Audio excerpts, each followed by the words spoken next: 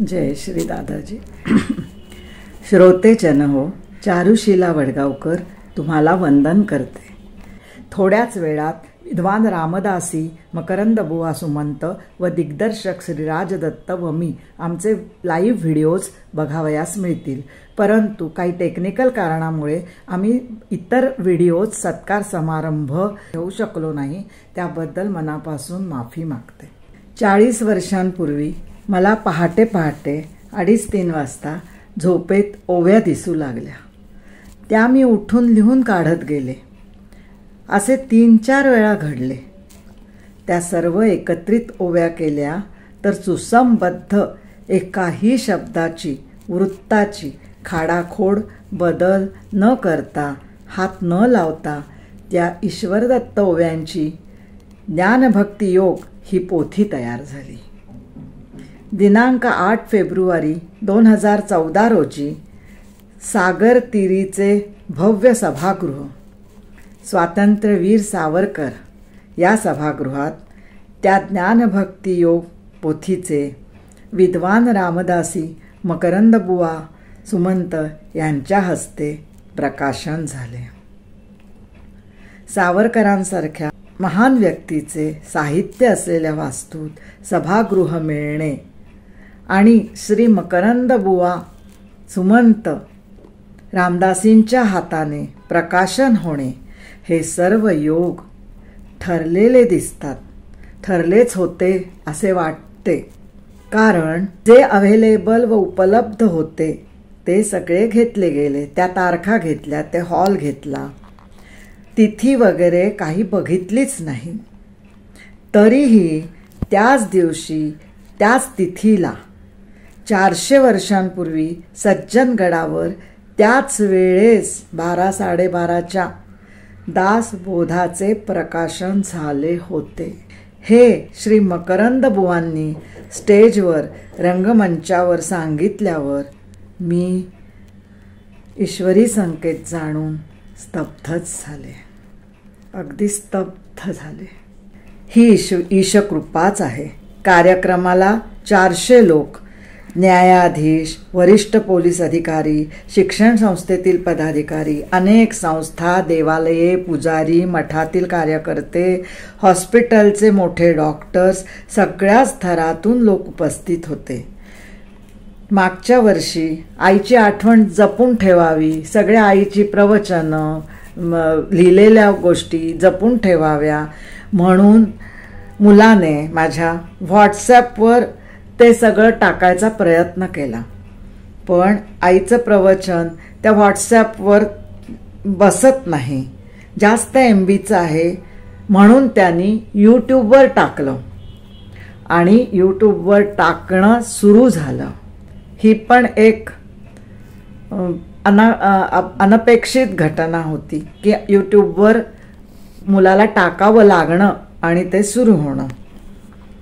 कारण माझे सगळे जुने प्रवचन आहेत, कुठे विठ्ठल मंदिरात, कुठे कोणाच्या मठात, कुठल्या तरी समारंभात, कुठेतरी म्हणजे अशा पूजनीय वंदनीय अशा ठिकाणी कार्यक्रमात मला बोलवण्यात आलं आणि मी बोलले तिथे, किंवा उत्स्फूर्त कुठेतरी बोललेले असेल, काही लोकांसमोर बोललेले असेल, ते सगळं टेप केलेलं होतं.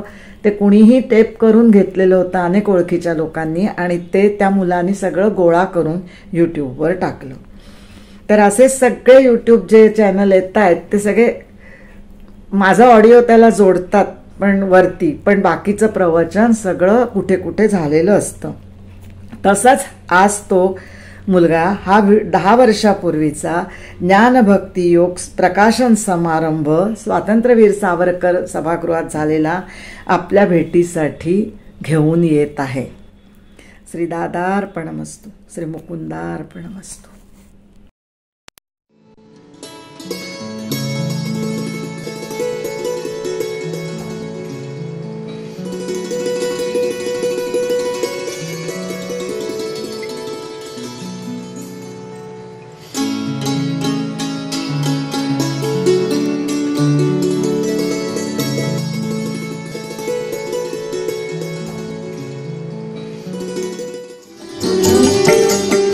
आजच्या पवित्र सोहळ्यात सर्व वडगावकर परिवारातर्फे मी संगीता उत्पात आपणा सर्वांचं इथे मनपूर्वक स्वागत करते. आपण सर्वांना माहीतच आहे की श्री चारुशिलाताई वडगावकर यांनी ओवीबद्ध केलेल्या ज्ञानभक्ती योग या पोथीच्या प्रकाशन समारंभासाठी आपण सर्वजण इथे उपस्थित आहात. ज्येष्ठ सिने दिग्दर्शक श्री राजदत्त यांना मी रंगमंचावर निमंत्रित करते आणि श्री व सौ वडगावकर यांना पुष्पगुच्छ देऊन श्री राजदत्त यांचं स्वागत करण्याची विनंती करते.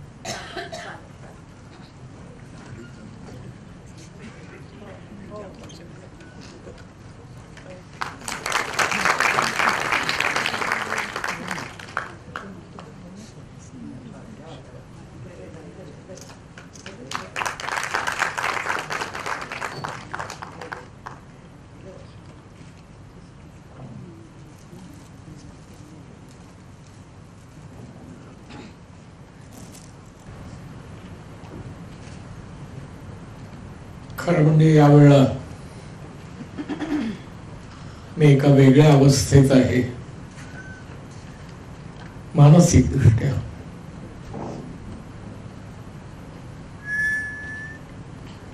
माझं मला ते सांगायचं असेल तर मी असं म्हणेन की मी या क्षणी विवळ झालोय.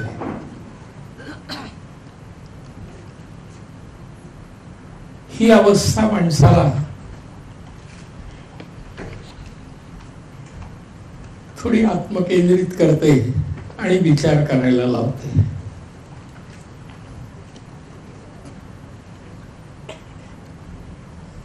कुठेतरी जुन्या आठवणी या क्षणी समोर येत आहेत. चारुशिलाचे आजोबा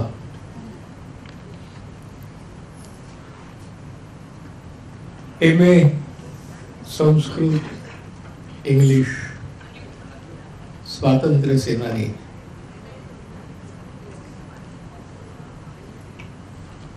आणि ज्यांचं बोट धरून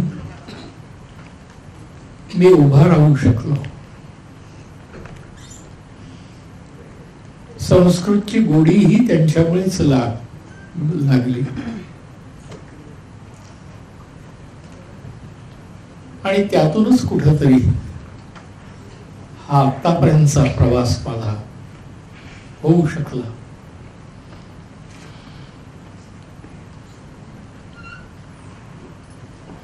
ज्ञान भक्ती योग हे पुस्तक आज आपल्यासाठी मोकळं होत आहे.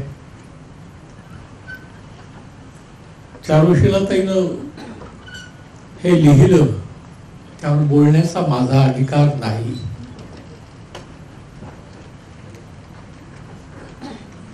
खरं तर अध्यात्मावर बोलायचंही नसतं. अध्यात्म ही समजून घेण्याची मानसिकता असते.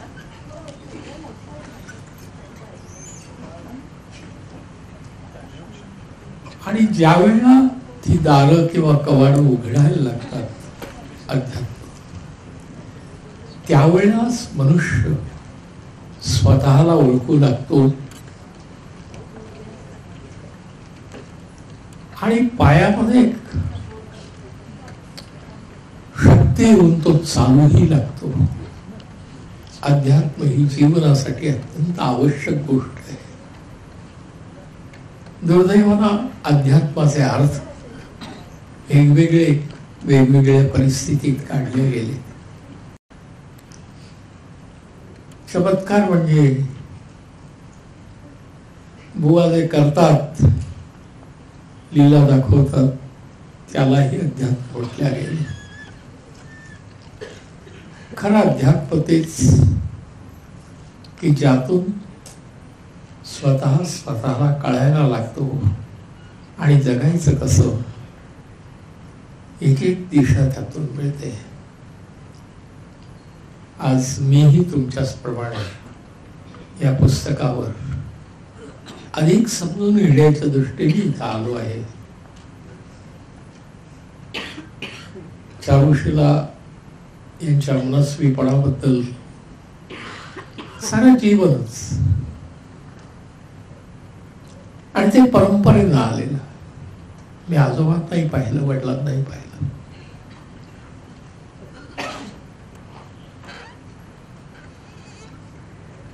ज्यावेळा असं म्हटल्या जाते ते रक्तातून हे आलेलं आहे, त्याचा प्रत्यय या भागवत कुटुंबानं माझ्यासारख्या स्पष्टपणानं, ज्याला साक्षात्कार म्हणतो, या पद्धतीनं मी त्याकडे पाहतो, दिला. ही मनस्विता नवीन पिढीनं आपल्या परीनं स्वीकारायची असते. जो इतिहास असतो त्याच्याकडे या दृष्टीने पाहायचं असतं आणि त्यातूनच आनंद माणसाला जीवनात जगताना एक तृप्ती येते. धन्यवाद.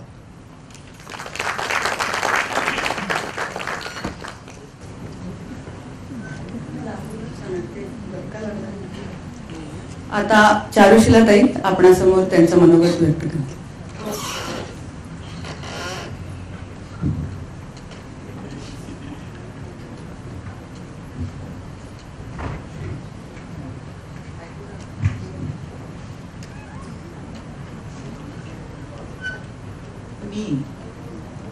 ऐकू येत आहे ना?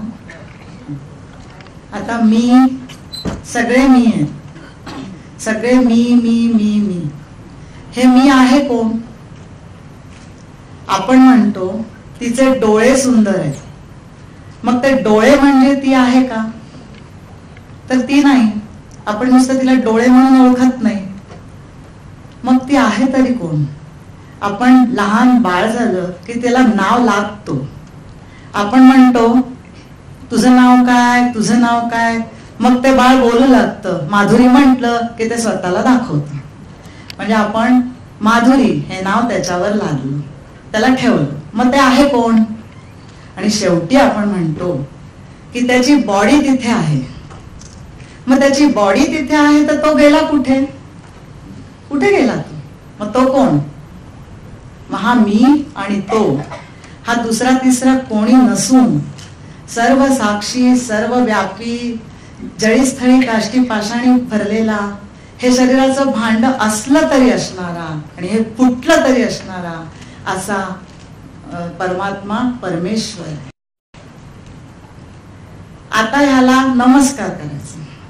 मग हा नमस्कार कसा करायचा? तो तर आत आहे, बाहेर आहे. मग आपण नमस्कार कसा करायचा? तर युगायुगाची मनाची जी खांद्यावर आपल्या ओझी आहे ती सगळी फेकून द्यायची. आता ओझी फेकून द्यायची म्हणजे विकार फेकून द्यायचे. विकार फेकून द्यायचे की व्यक्तिमत्वच गळून पडतात. आणि व्यक्तिमत्व गळून पडलं की त्या सुखद हलक्या अनुभवात ज्ञान सुखाचा आनंद घ्यायचा, त्याच्यात विरघळून जायचं. हा नमस्कार. आपण म्हणतो हे दादाजीचा फोटो दिसतो, हे दिसतं, मी दिसते, सगळं दिसतं, हा प्रकाश दिसतो. पण ह्या पोकळीतला प्रकाश दिसतो का आपल्याला? नाही. आपण म्हणतो फुलाचा, मोगऱ्याचा सुगंध आला, पण त्या सुगंधाचं वर्णन करू शकतो का आपण? नाही. तो आपण त्याला उपमा देतो. उसाची गोडी, आपण म्हणतो ती गोडी उसासारखी आहे किंवा गोडी आहे, तर गोडी ह्याचा आपण करू शकतो का? तो अनुभव आहे. तसा ब्रह्म हे अनिर्वचनीय आहे आणि त्याचा फक्त अनुभव असतो. त्याचं शब्दात कुणालाच वर्णन करता येत नाही. हे दादाजी महाराज म्हणजे लहानपणापासून माझा देव होता. मला याच्याशिवाय दुसरा देव माहित नाही. ती समाधी हाच माझा देव. अगदी जन्मापासून मला नेलं आई वडिलांनी, त्यामुळे तिथेच झालं. मला काही माहित नव्हतं. त्यानंतर हळूहळू दादाजी महाराज माझा श्वास कधी झाले मला कळलं नाही. आणि ज्या वेळेला ते श्वास झाले त्यावेळी दादाजींना वाटलं की आता हिला आपलं स्वरूप दाखवावं.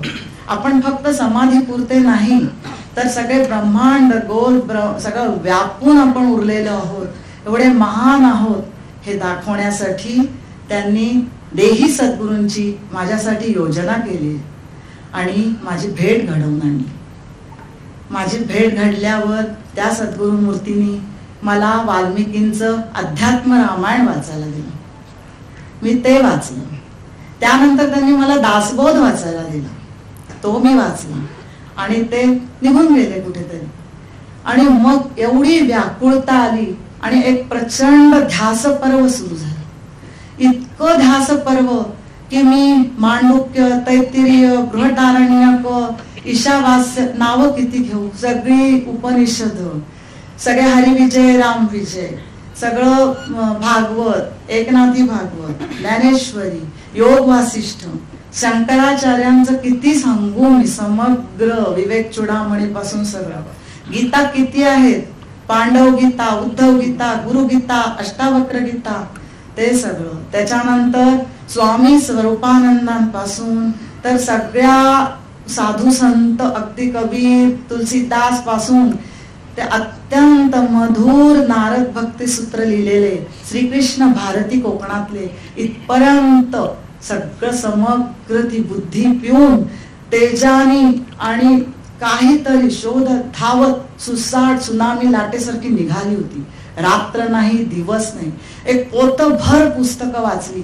गुरु तिथे नाहीत, काही नाही. व्याकुळता, मौन आलेलं सगळं. आणि अचानक एकदम बुद्धी नाहीशी झाली आणि वादळ शांत झालं.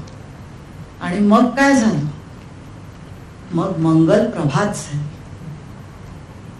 परमेश्वर आनंद स्वरूप आणि प्रेम स्वरूप आहे. त्यानंतर ज्या वेळेला मंगल प्रभात झाली तेव्हा मला झोपेत रात्री 2:30 वाजता ओव्या दिसल्या. मी ताडकन उठले आणि सगळं लिहून काढलं. पुन्हा काही दिवसांनी असंच घडलं, पुन्हा काही दिवसांनी असंच घडलं. असं जे काय मला ईश्वर दत्त ह्या ओव्या आलेल्या आहेत आणि ईश्वरी प्रसाद मिळालेला आहे, तो आज एवढ्या वर्षांनी जयराज साळगावकरांच्या मार्गदर्शनाने आणि माधवराव जोशी यांच्या परममित्र प्रकाशनाने आपल्यापर्यंत तो प्रसाद सगळ्यांना पोहोचवलेला आहे. इथे जमलेले सगळे लहान थोर, विद्वान, साधक, ज्ञानी, नंतर कर्तबगार, आपापल्या क्षेत्रातले सगळे, ह्या सगळ्यांना मी विनम्र अभिवादन.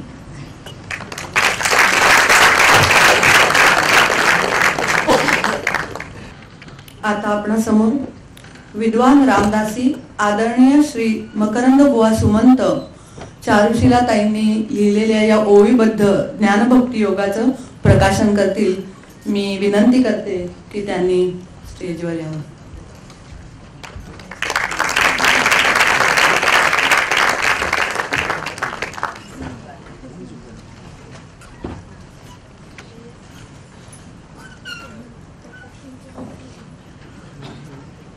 चारुशिलाताई आणि श्री वडगावकर श्री सुमंत यांचा सत्कार करतायत. आपण स्थानावर व्हावं.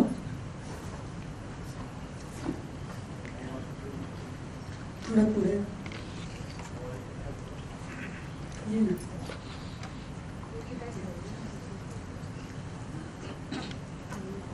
त्यांना पुष्पहार घालून त्यांचा सत्कार होतो.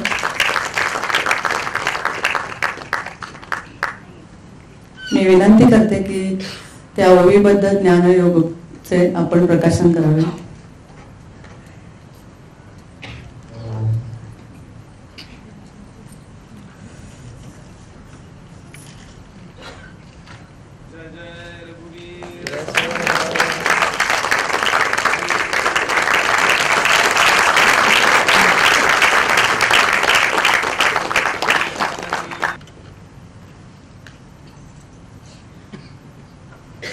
भगवंताच्या कृपेनं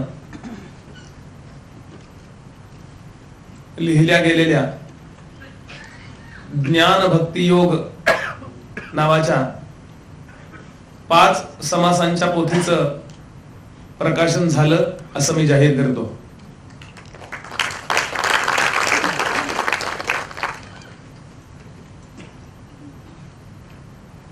उपस्थित सर्व भक्तजन सर्वांनाच वंदन. तुम्ही सत्तेवरती आहात म्हणून तुमच्या शब्दानं कार्य होतं. मग हे जर भौतिक सत्तेमध्ये असेल तर आध्यात्मिक सत्ता ज्यांनी प्राप्त केली, आध्यात्मिक अनुभूती ज्यांनी प्राप्त केली, त्या साधकांनी लिहिलं तर त्याच गोष्टीनं अनुभव नावाची गोष्ट शक्य होणार नाही का? म्हणून म्हणाले या लोकांचा पाठ करायचा, साधकांचा, सिद्धांचा, सत्पुरुषांचा, त्यांनी लिहिलेल्या या ग्रंथांचा पाठ पुन्हा पुन्हा का करायचा? एकदाच तुम्ही सत्य सांगा आणि 100 वेळा खोटं सांगा. 100 वेळा सांगितलेलं खोटं सत्य होतं की नाही? बार बार दोहराने से, त्याचं वाक्य असं आहे, बार बार दोहराने से झूठ भी सत्य प्रतीत होने लगता है. ये तो सत्य ही है, ये बार बार दोहराने से सत्य प्रतीत नहीं होगा क्या? आणि म्हणून साधूची बाह्य व्याख्या करायला जाऊ नका. मी हे साधकाच्या बाबतीत म्हणत नाहीये की सिद्ध जो झाला त्याला तो राहुनी या माया मंदिरी अलिप्त कमलपत्रापरी एक सत्य शिवरूपधारी ब्रह्म होऊन स्वये ठेला. जीवनाच्या बगीच्यात वैराग्याचे घालून कथ सद्भावना नांगर त्यात चालवी अति खंबीरतेने. आणि अशा पद्धतीनं या पहिल्या समासामध्ये सत्पुरुषांची, सिद्धांची लक्षणं वर्णन केली गेली.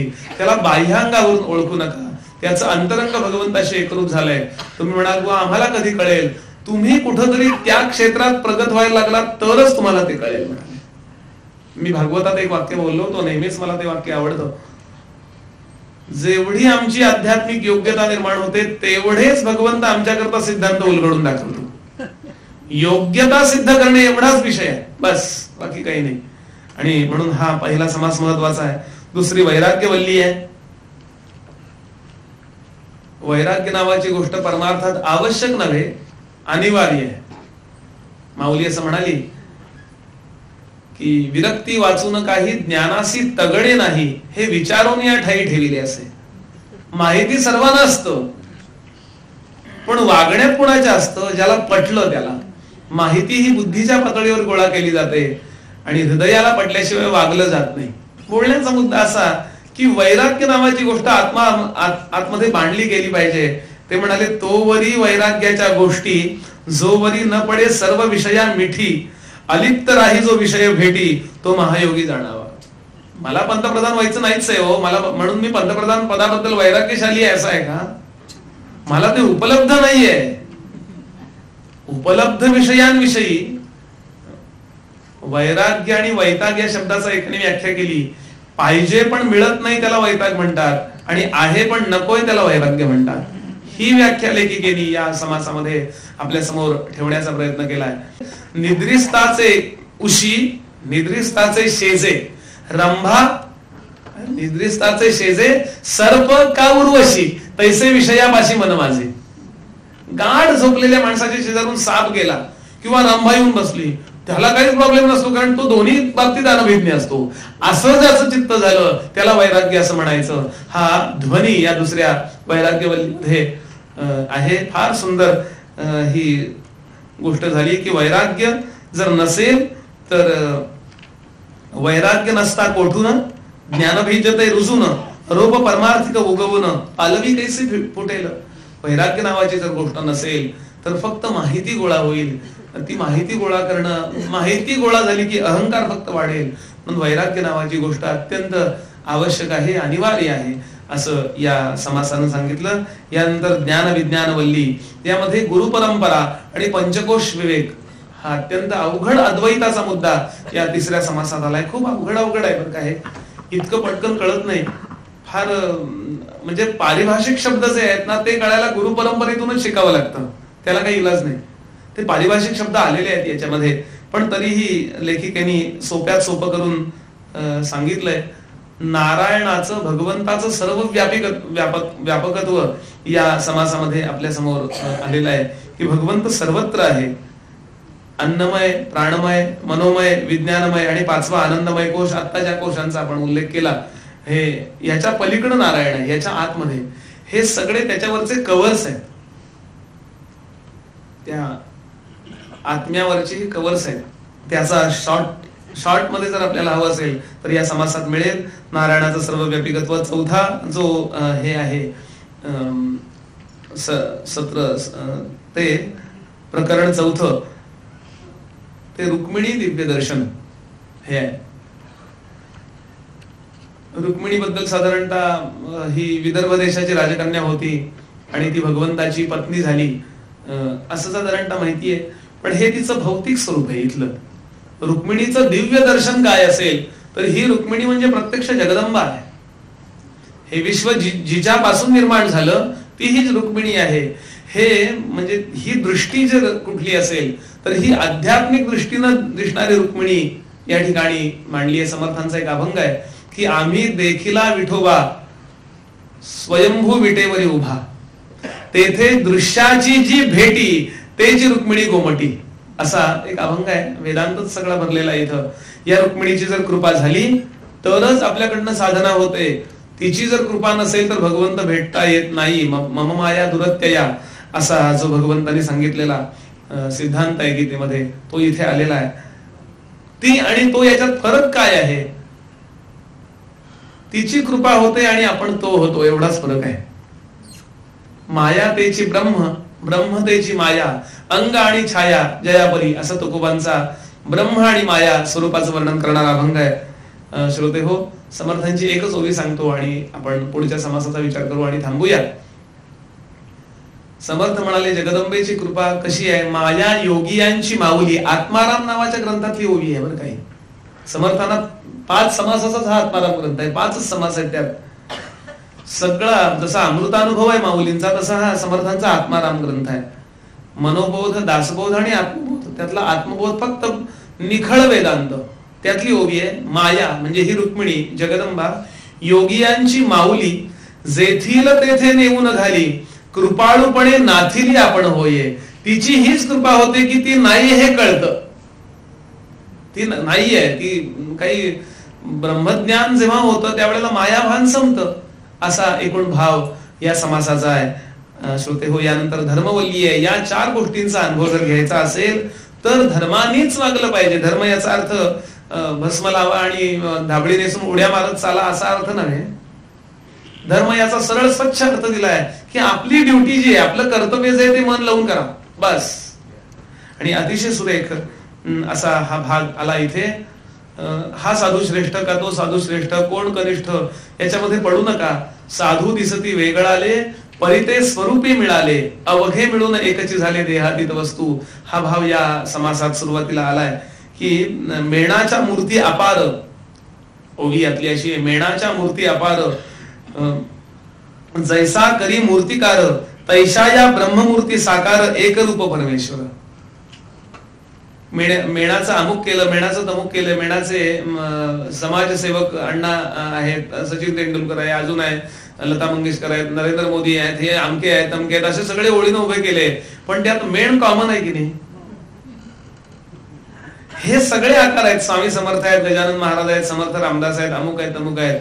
ते ब्रह्मच कॉमन आहे, त्यातलं एक ते तत्व कॉमन आहे. आणि म्हणून शरण जाल ती शरणागती एकांगी ठेवू नका असा अर्थ सुरुवातीला आला. आणि भगवंताचं वाक्य आहे की सर्वधर्मान परित्यज्य माम एकम शरणम व्रज, अहम त्वाम सर्व पापेभ्यो मोक्षयिष्यामि मा शुचः. नको त्या फाफट पसाऱ्यामध्ये, नको त्या तपशिलामध्ये इतके अडकू नका की त्याचं बंधन होईल, असा भाव इथे आला. एक विश्वव्यापक साधुत्व, एक विश्वव्यापक पारमार्थिकता चित्तामध्ये असावी. आपल्या साधनेशी अत्यंत निष्ठावंत राहावं. पतिव्रते जैसा भ्रतार प्रमाण, आम्हा नारायण तैसा परी, असं अवश्य राहावं. पण आदर सर्वांचा करावा. पंढरीच्या लोकांनाही अभिमान पाया पडती जन एकमेका, असं नाही का वाटत आपल्याला? तो सगळा उहापोह या शेवटच्या समासामध्ये केलाय. आणि हे आपल्याला या हिंदू धर्मामध्ये मिळेल असं हिंदू धर्माची महती स्वतः परमादरणीय सौभाग्यवती चारुशिलाताईंनी इथे वर्णन केली आहे. पूर्ण त्या कुटुंबियांना वंदन करतो मी. खूप सुंदर या कार्यामध्ये असावं आणि या कार्याला असा हॉल घ्यावा आणि एवढं सगळं हे मांडावं असं वाटायलाच आधी भाग्य लागतं, खूप भाग्य लागतं. आपले पैसे प्रपंचात किती खर्च होतात आणि परमार्थात किती खर्च होतात याचा विचारच करावा माणसाने.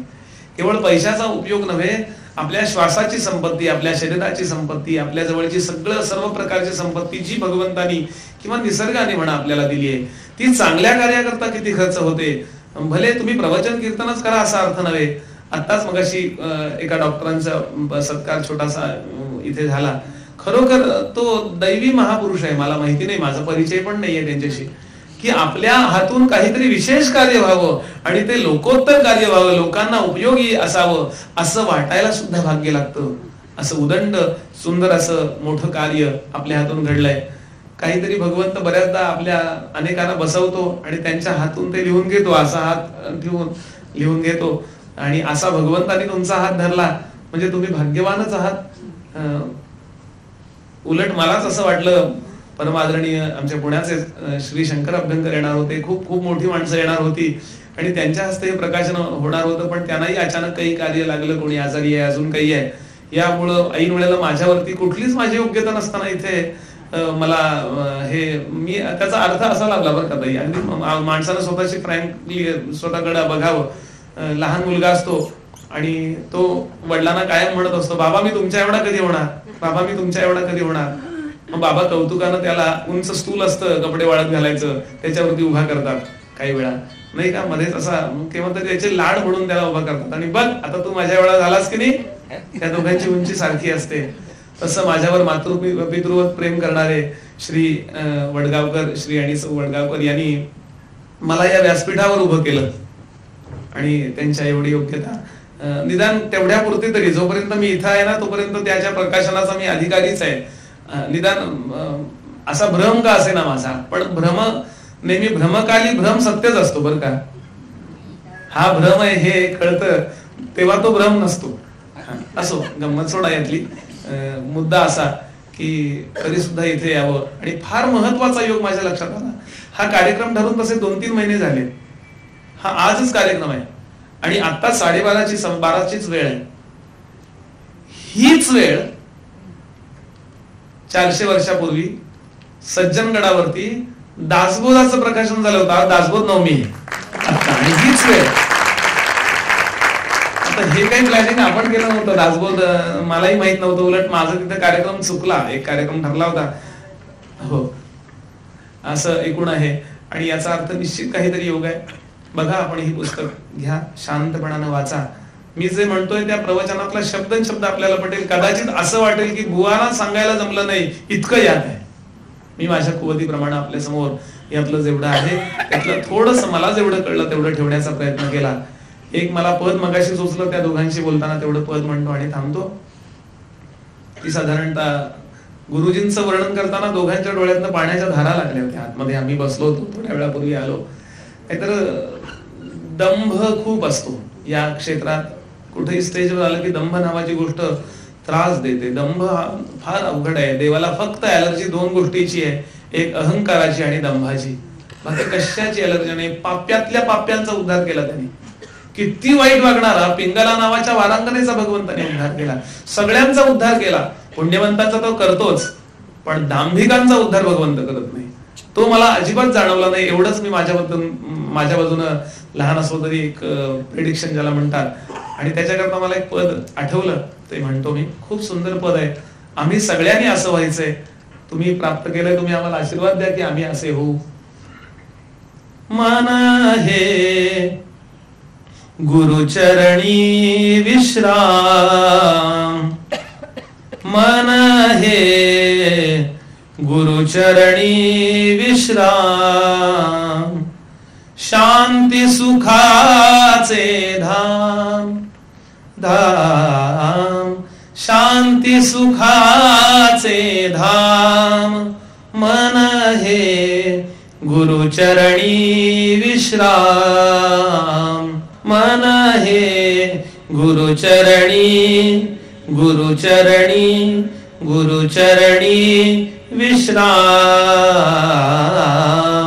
सर्व गुरु भक्तांना वंदन करतो आणि इथेच विराम होतो. जय जय रघुवीर समर्थ.